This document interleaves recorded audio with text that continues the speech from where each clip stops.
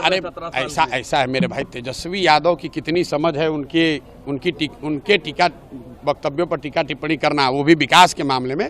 तेजस्वी यादव जात के मामले में बोलें तो उस पर टीका टिप्पणी हो सकती है, रंगदारी बालू शराब माफिया पर बोलें तो उस पर टीका टिप्पणी हो सकती है। ये लोग हाँ क्राइम पर बोले तो उस पर नहीं, ठीक है, क्राइम पर बोले उसका जवाब देंगे। तेजस्वी यादव अब विकास के मॉडल की चर्चा करें, ये हास्यास्पद लगता है। इनके लोग 15 साल यहाँ शासन में रहे हैं, जिसको अपना नहीं पता है कि जीडीपी क्या है और जीडीपी ग्रोथ क्या है, वो बिहार के विकास की कहानी समझा रहा है, उस पर क्या टीका टिप्पणी करनी है।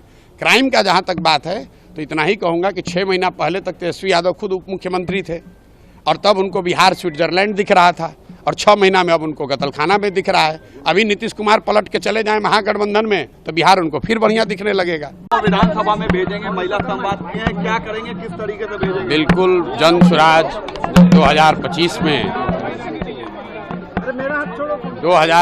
में जन स्वराज 243 सीट लड़ रहा है, उसमें कम से कम 40 महिला उम्मीदवार जन स्वराज की ओर से खड़ी की जाएंगी। दूसरी बात हमने ये भी कही कि 5 वर्ष का और समय मिला, 2030 में कम से कम 70 से 80 महिलाओं को जन स्वराज के प्लेटफॉर्म से प्रशिक्षित करके उनके पीछे अपनी ताकत, बुद्धि, शक्ति, व्यवस्था लगाकर उनको नेत्री बनाने का जो अभियान है वो शुरू किया है। ये कोई महिला प्रकोष्ठ की बैठक नहीं है, ये महिलाओं को सही मायनों में नेत्री बनाने का प्रयास है। जो मैंने और 4 बातें कही वो भी आपने सुनी कि जब तक महिलाओं को आर्थिक आज़ादी नहीं मिलेगी तब तक उनकी भागीदारी समाज में समानता के आधार पर नहीं हो सकती है।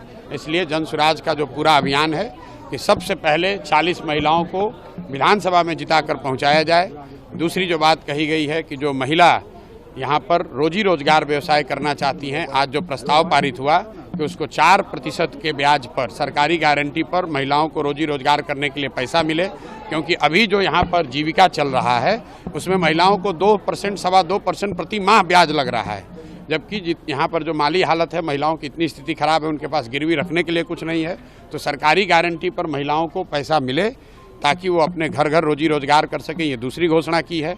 तीसरी घोषणा जो सबसे महत्वपूर्ण है, जो गांव-गांव से करते आए हैं कि 2025 में जब जनता की सरकार बनेगी, जन स्वराज की सरकार बनेगी, तो साल भर के अंदर बिहार से किसी भी बच्चे को, किसी के बेटे, किसी के पति, किसी के बाबूजी, भाई भतीजा को मजबूरी में 10-12 हज़ार रुपये के रोजी रोजगार के लिए बिहार छोड़कर जाना नहीं पड़ेगा। इसका पूरा ब्लूप्रिंट हमने जारी किया है, उस पर भी आज मैंने महिलाओं की सहमति ली। आपने खुद देखा होगा, महिलाओं ने हाथ उठाकर उसका समर्थन किया है।